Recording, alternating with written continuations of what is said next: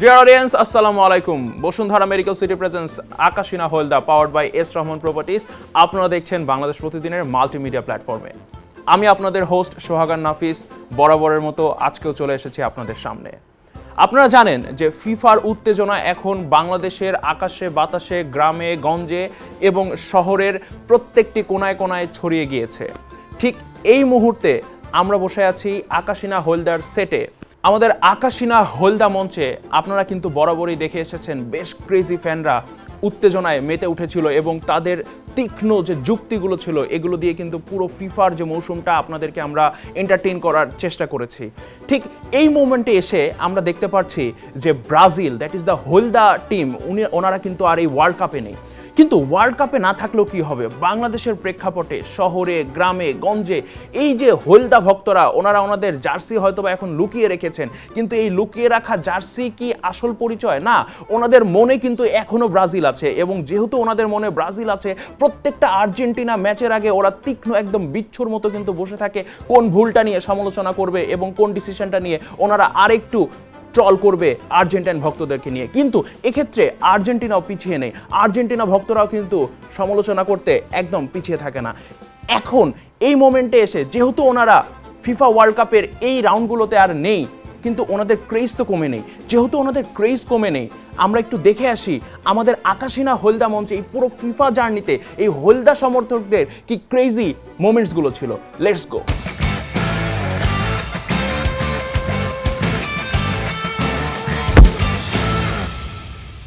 নাম শুনলে সর্বপ্রথম আমার আসে হলো পেনাল্টি 2022 সাল। সেভেন তো আমাদেরকে জার্মানি অফার করবে, তার মানে জার্মানি কি আপনাদের আব্বা? ব্রাজিল এমন একটা দল যাকে আপনি কখনো প্রেডিক্ট করতে পারবেন না। নরওয়ে আমাদের জন্য বড় একটা ধাক্কার কিছু হবে। সেমিফাইনালে মেসি হাত দিয়ে গোল ঢাকায় দেয়, বল ঢাকায় দেয়।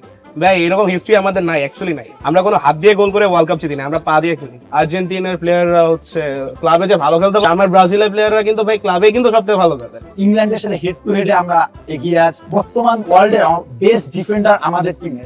বিলিভ করতে পারবো না যে আমি আর্জেন্টিনা সাপোর্টার হয়ে গেছি। আই নো যে আর্জেন্টিনার ফ্যানরা খেলা না দেখে, খেলা না বুঝে সাপোর্ট। আপনার ওয়ার্ল্ড কাপ জেতার আগে কোপাটাই আপনাদের কাছে ওয়ার্ল্ড কাপের মতোই ছিল। আপনাদের জার্মানি, আপনাদের বাবা, আপনার যে ফ্যান, আপনি যে বাবা জার্মানি, তাদের আছে শুধু মেসি। মেসি যদি না থাকে তারা কয়টা কাপ নেয় দেখা যেত। ওনাদের নিয়ে তো শুভশিষ্ট নেই, ওনাদের আছে সেভেন খাওয়ার জায়গা। ওনাদের নিয়ে কি বলবো? ভালো একটা ভালোবাসার প্রেমিক সম্পর্ক আছে তাদের, এই কারণে রেফারি হয়তো মেসির ফাউলগুলো চোখে পড়ে না, তাদের টিমের ফাউলগুলো চোখে পড়ে না। আমি অনেক ম্যারাডোনার অনেক বড় ফ্যান। সে যে হাত দিয়ে গোলগুলো দেয় না, তার গোলগুলো আমার অস্থির লাগে। বসুন্ধরা মেডিকেল সিটিতে নির্মিত হচ্ছে বসুন্ধরা ইন্টারন্যাশনাল হসপিটাল। আধুনিক আবাসন, কমার্শিয়াল স্পেস ও মেডিকেল শেয়ার বুকিং এর জন্য আজই যোগাযোগ করুন এস রহমান প্রপার্টিজ। কেন ব্রাজিল এই আর্জেন্টিনা কাপ জিতবে না এবং আর্জেন্টিনাকে হারাতে পারবে না? ব্রাজিলের যে স্কোয়াড, ব্রাজিলের যে কোচ, সবাই এখন থুকোর। আর্জেন্টিনা টিম পুরোটাই মেসির উপরে ডিপেন্ডেন্ট, বাট আমাদের ব্রাজিল টিম পুরোটা নেইমারের উপর ডিপেন্ডেন্ট না। ফুটবলের রাজা হিসেবে ধরেন তাহলে ব্রাজিলকেই প্রথমে আপনার বলতে হবে। আর্জেন্টিনার ফ্যান গুলো যারা আছে তারা তাদের একটাই কথা যে তাদের একজন মেসি আছে। আমরা এরকম তো আমরাও হয়তো সেভেন আর কি গোল খাওয়াইলে হয়তো 2002 এর পরে কাপ পায় নাই, ঠিক আছে, এবার তাদের একটা হাই চান্স আছে বিকজ তাদের আছে নেইমার দিয়ে আমাদের জাজ করতে পারবেন না। নেইমার ছাড়াও আমাদের ভালো ভালো প্লেয়ার আছে। আমাদের টিম যে এবার ওয়ার্ল্ড কাপের একটা one of the favourite team, এটা সবাই জানে। আর্জেন্টিনা সবসময় খেলার এই সবসময় চাপার জোরেই তারা জিততে চায়, কিন্তু আমরা সবসময় মাঠে খেলা দেখিয়ে দিই যে আমরা খেলতে পারি নাকি পারি না। কয়টা গোল দিবেন সেমিফাইনালে? আমরা আর্জেন্টিনাকে 4টা গোল দিব। মানে একটা হাত আর একটা পেনাল্টি, এই দুটো জিনিস না থাকলে ওদের কাপ গুনতে একান গোল দিয়ে। আর আর্জেন্টিনা যেভাবে আগাচ্ছে ফাউল করে পেনাল্টি দিয়ে, এটা যদি ওদের লাইকে না থাকে ওরা কিভাবে এবারে কাপটা নেবে? কন্যা ভুল করিস না, আমি ভুল করা কন্যার লগে কথা বলবো না। মেসির পারফরমেন্স খুবই ভালো ছিল এবং এখনো মেসির পারফরমেন্স ভালো।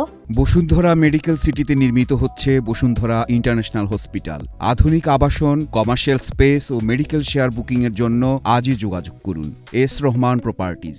ডিয়ার অডিয়েন্স, আপনারা কিন্তু দেখছিলেন যে এই পুরো ফিফা জার্নি নিয়ে আকাশিনা হোলদা মঞ্চে যে গেস্ট যারা এসেছিলেন, যারা ক্রেজি ফ্যান ছিল, ওনারা প্রফেশনাল না, কিন্তু ওনাদের আবেগ এবং ওনাদের যে way of delivering this dialogues for supporting their favourite team কিন্তু ছিল অসাধারণ।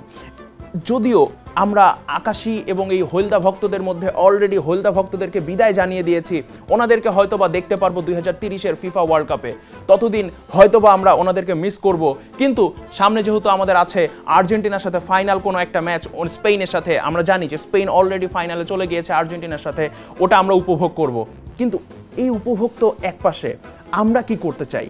আমরা চাই এনাদেরকে সংরক্ষণ করে জাদুঘরে রাখতে। এই যে হলদা ভক্তরা, এনারা জাদুঘরে থাকলেই কিন্তু সুরক্ষিত থাকবে আগামী 4 বছর, কারণ এনাদেরকে 4 বছর পরে আবার বের করে নিয়ে আসতে হবে ওই জাদুঘর থেকে, এবং তারপরে ওনাদেরকে নিয়ে আবার হবে এই আকাশিনা হলদার মঞ্চে হয়তো ক্রেজি কোনো ডিবেট। ডিয়ার অডিয়েন্স, আপনারা কিন্তু দেখছিলেন ব্রাজিল সমর্থকদের ডাই হার্ড একটা মোমেন্ট, এবং ওনারা কিন্তু ওনাদের মনের যতগুলো অভিব্যক্তি রাউন্ড দা যতগুলো ম্যাচ ছিল ব্রাজিলের, তার আগে কিন্তু ওনারা প্রকাশ করেছে। ওনাদেরকে আপাতত জাদুঘরে রাখি, ওনাদের জন্য আমাদের সমবেদনা। 4 বছর পরে ওনাদের সাথে আবার দেখা হবে।